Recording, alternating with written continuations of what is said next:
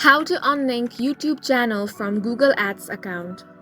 Hi guys, welcome to our channel. Let's begin. In this video, I will guide you how you can unlink your YouTube channel from Google Ads account. For that, you first of all want to open up any web browser and head over to ads.google.com. Sign into your account. Now, from the left-hand side panel, you want to select the option of Tools. Then from there, click on Data Manager. From here, you can click on the option of Connect Product if you want to link your YouTube channel.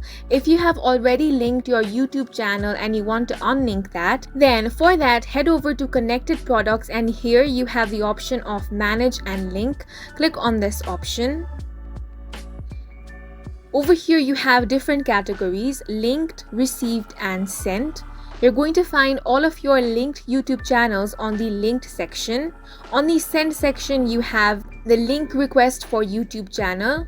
Now, if you have the YouTube channel in the linked category, all you have to do is click on the option of unlink, then click on unlink again for confirmation. And once you do that, your account will be unlinked. And that's it for this video. If you found it helpful, please make sure to hit the like button and subscribe for more videos like this.